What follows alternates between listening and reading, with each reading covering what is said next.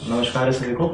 Stories with messages के first part हम to के इसमें आपका स्वागत है। फिर से बीच में हम कहीं चले गए थे, मैंने लास्ट वीडियो में आपको मेंशन कर दिया था, तो उसके लिए सॉरी, बट अब स्टार्ट कर लेते हैं। ठीक है, तो जो चैप्टर्स होंगे उसका सबसे पहला तो हम इंडियन बुक का स्टार्ट कर रहे हैं। We are not going with the world one, इसके बाद हम वर्ल्ड वाला चैप्टर से स्टार्ट करेंगे।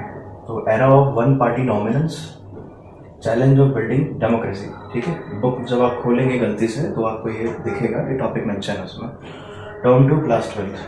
तो किसी भी चीज़ को जानने से पहले, भले ही चैप्टर हो, बंदी हो, बंदा हो, रिलेशनशिप हो, शादी हो, ब्याह हो, बैकग्राउंड जानना बहुत इंपॉर्टेंट है, नहीं तो बेस क्लियर नहीं होता। ठीक, तो देख लेते हैं कि क्यों ज़रूरी है ये चैप्टर और हमें क्या कोई चीज़ कनेक्ट भी करके दे रहा है। फर्स्ट चीज़, we have already discussed the challenges earlier, जो हमने फर्स्ट चैप्टर में पढ़ा था, ट्रस्ट विद डेस्टिनी वाला, इसी बुक का। उसमें हमने देखा कि डाइवर्सिटी इंडिया की डेमोक्रेसी पार्टीशन बहुत बड़ा ड्रॉबैक था हमारे लिए था, but we are leaders were able to manage all those bad circumstances. The last one was SRC, state reorganisation commission, जिसने डिफरेंट स्टेट्स की बाउंड्रीज को ड्रॉ किया था, वो भी हम अभी देखेंगे थोड़ा सा। ठीक है, बट हुआ क्या, many nations decided not to have democracy at first, as they found it to be a reason for differences and conflicts.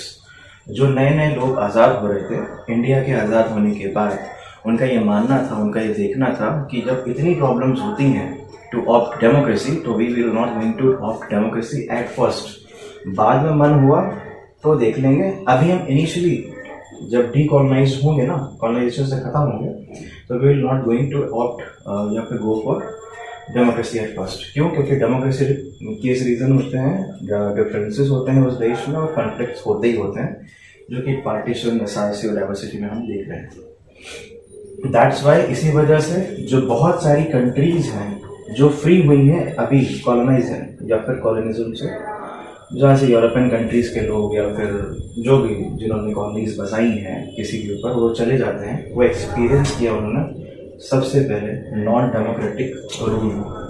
ठीक है, नॉन डेमोक्रेटिक रूल मतलब जहाँ पे डेमोक्रेसी नहीं है। और इसके फॉर्म्स क्या होते हैं नॉन डेमोक्रेटिक फॉर्म्स? तो दो पार्ट है।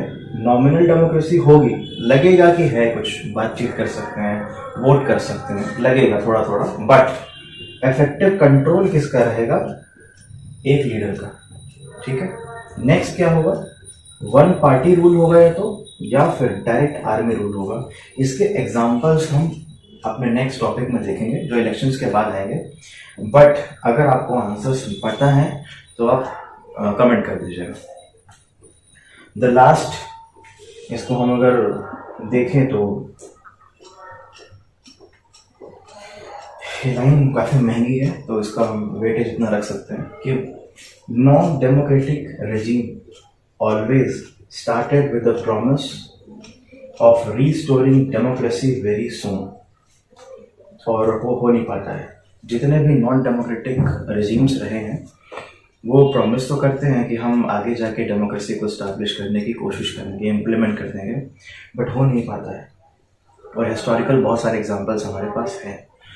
तो यही चीज़ अगर हम पॉलिटिकली कुछ कनेक्ट करना चाहें या फिर किसी चीज़ के साथ, फैमिली के साथ अगर भी ले लेते हैं, तो अगर जो भी आदमी प्रॉमिसेस करता है वो शायद ही फुलफिल कर पाए। वो कोई भी प्रॉमिसेस हो सकते हैं, रिलेशनशिप में हो सकता है, एक लड़की को प्रॉमिस किया जा रहा है या फिर लड़की के द्वारा प्रॉमिस किया जा रहा है, वो फुलफिल नहीं हो पाते हैं। शायद उसी वजह से हम रेवोल्यूशन देख सकते हैं, प्रोटेस्ट देख सकते हैं, जो कि एक आम बात है। तो बट ये बहुत इंपॉर्टेंट लाइन है, ये हर जगह अप्लाई होती है, या कह सकते हैं ये रूल है कि अगर आदमी की जो क्षमता है वो नॉन डेमोक्रेटिक है, वो किसी भी तरीके का प्रॉमिस कर ले, डेमोक्रेसी कभी नहीं ला सकता।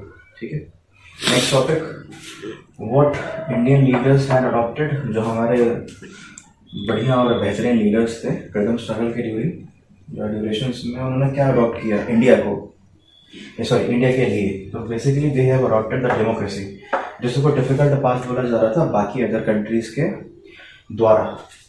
Y? Because they were inspired by freedom struggle. Freedom struggle में बात ही इस चीज़ की करी गई थी कि डेमोक्रेसी जो है उसको बेहतर कैसे करना है। अपने इंडिया में कैसे उसको इम्प्लीमेंट किया जा सके।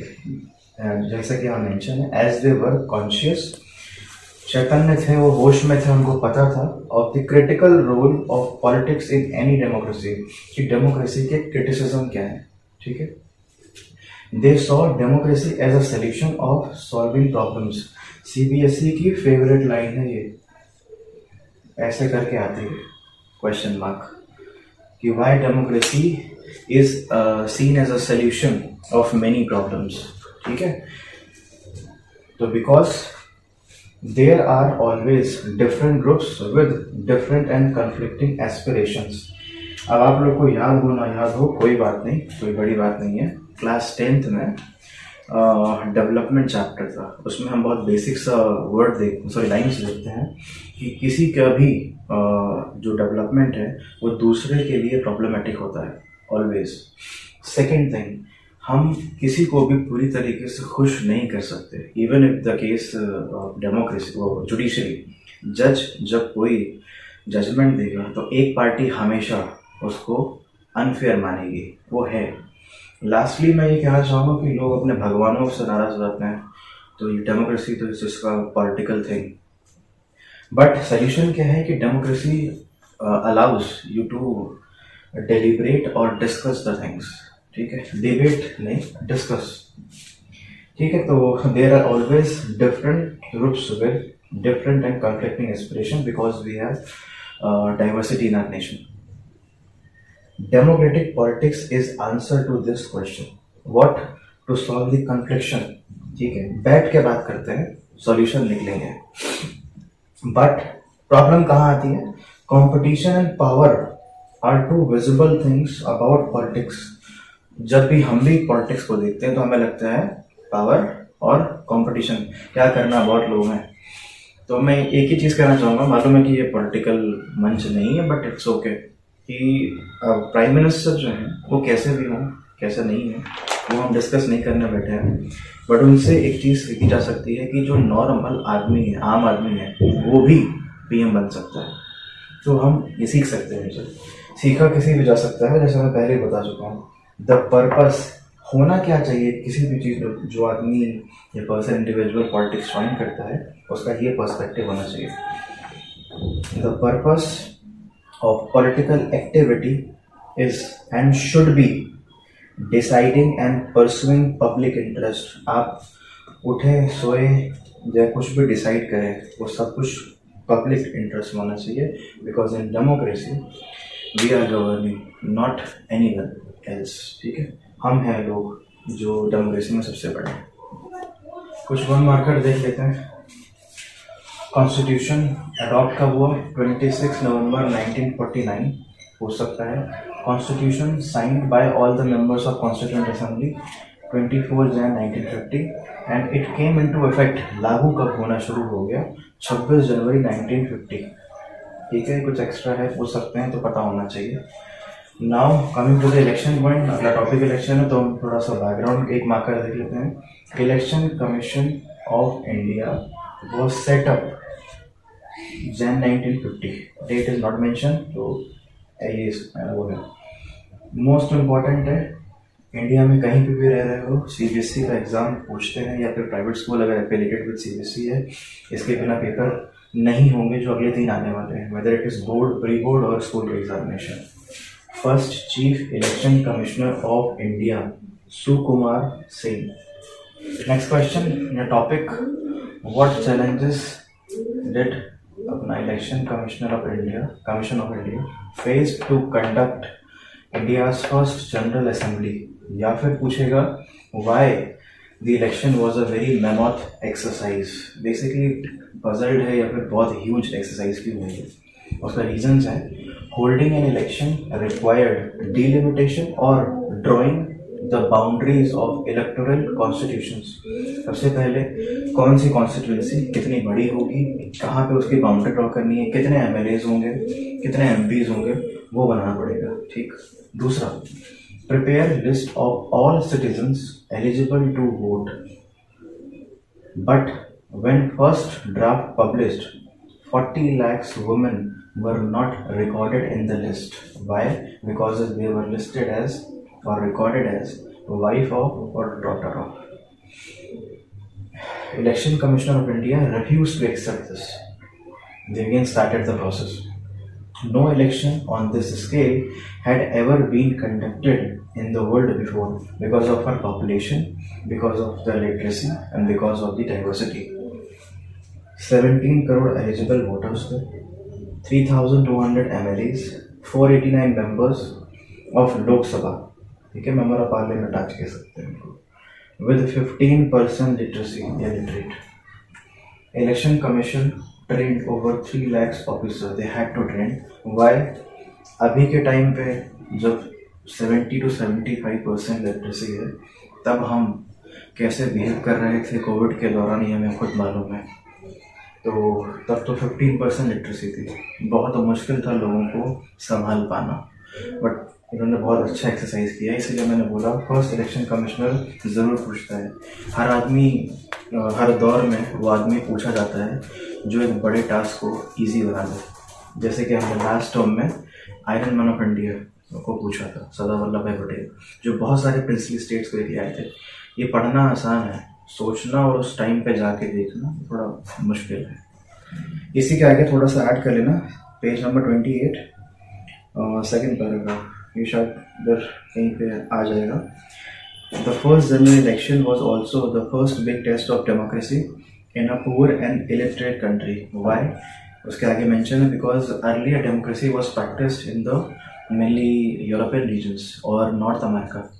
और वहाँ पे जो डेमोक्रेसी सक्सेसफुल इसलिए हो पाई थी because many of the peoples were educated there. यहाँ पे लिटरेसी की बहुत बड़ी प्रॉब्लम थी. तो कभी कभी ये स्टेटमेंट ऐड पूछता है, आंसर वही है जो मैंने अभी लिखा है, ठीक है, बस ये ऐड करना है, nothing else. Last one is हमने यूनिवर्सल अडल्ट फ्रेंचाइज को अडॉप्ट किया था. Above 18 everybody has right to vote, जो वहाँ पे नहीं हुआ था. ठीक है, नेक्स्ट टॉपिक. लास्ट टॉपिक जो मैंने बोला है बुक से आप देख लीजिएगा, उसमें वो पूछेगा question, why election in India called biggest gamble of history. दुनिया में जितने भी गैम्बल हुए हैं सबसे बड़ा गैम्बल होने वाला है. ये किसी इंडियन एडिटर ने मतलब मेंशन किया था अपने मैगजीन में, तो वो सब उसके आंसर है. और one of the main answer अगर 1 मार्क्स में पूछेगा तो that was universal adult franchise, जिसमें वुमेन को हमने वोटिंग राइट्स दे दिए थे, जो यूरोपियंस और नॉर्थ अमेरिकन ने भी उस टाइम तक नहीं दिए थे या उनके में स्टार्ट नहीं हुआ था. But the next question is criticise biggest gamble of history. इस स्टेटमेंट को उसका ये आंसर है. कैसे? Elections had to postpone twice, ठीक है, अक्टूबर 1951 से शिफ्ट किया गया, फिर फरवरी 1952 तक शिफ्ट हो गया. बट मोस्ट पीपल वोटेड इन जैन 1952. तो अगर 1 मार्क में पूछता है कि कब हुई वोटिंग, तो हम इसे कंसिडर करते हैं. It took 6 months to complete campaigning, मतलब घर जाके अपने बारे में बताना, मैनिफेस्टो से कहते हैं, या मैं कौन हूँ और कैसे आपका ख्याल रखूँगा इन फ्यूचर.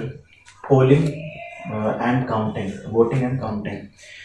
मैं फर्स्ट पेज पे मैं बताना चाहूँगा, अम्बेडकर उनका कोट है कॉन्स्टिट्यूशन असेंबली में, जो बोलते हैं कि जो लीडर्स हैं उन्हें हीरो नहीं बनाना चाहिए, ठीक है, या फिर आइडल नहीं बनाना चाहिए, जो हम देख रहे हैं कि 1970s या उसके बाद से होना स्टार्ट हुआ है और ये अभी तक चल रहा है. क्योंकि लोग चाहे कुछ भी हों, अगर कोई बड़ा नेता आके उनके पैर छू लेता है या उनसे कुछ बात कर लेता है, तो they started feeling very privileged. That is the biggest threat to democracy. ठीक है, ऐसा नहीं होना चाहिए. आपने एक अपने बिहाफ पे किसी लीडर को अपॉइंट किया है, इलेक्ट किया है, तो वो उससे ज़्यादा कुछ भी नहीं है, आप और हमारी ही तरह है. ठीक है, तो भगवान नहीं बनाना चाहिए उसे. ये प्रॉब्लम है, सिनेमास में भी ये प्रॉब्लम है, इवन इन पॉलिटिक्स ऑल्सो. तो ये पेज आएगा, उस पर सर्कल हो जाएगा कि अम्बेडकर का कोट कहाँ पे है. तो ये चीज़ें पता होनी चाहिए कि भगवान नहीं बनाना है. हमने एक तरीके से नौकर चुना है. घर पे भी हम नौकर रखेंगे तो पैसे देंगे, हिसाब करेंगे, उस काम करेंगे हमारे लिए. भगवान नहीं बनाना चाहिए. More than half the eligible voters turn out to vote. आधे से ज़्यादा जो मैंने बताया अभी, जो वो है पॉपुलेशन, लोगों ने वोट किया उस टाइम पे जब इलिटरेसी थी. आज के टाइम पे तो घर से बनाना पड़ता है, और जब नहीं वोट करना चाहिए तब लोग बहुत बढ़ चढ़ कर और अपना वोट कास्ट करते हैं, जो नहीं होना चाहिए. इसलिए बहुत बड़ा टास्क था. all accepted as fair even by the losers. Biggest example of history को क्रिटिसिज्म इसलिए है क्योंकि इतना सब कुछ होने के बावजूद जो लोग हार गए थे, they have accepted election to be as a fair medium, कि सही तरीके से इलेक्शन हुआ, जिस पे आजकल चर्चा बहुत होती है, तो तब वो ऐसी कोई चर्चा नहीं थी। लास्ट ऑफ पार्ट 1 का चेंजिंग मेथड्स ऑफ इलेक्शंस।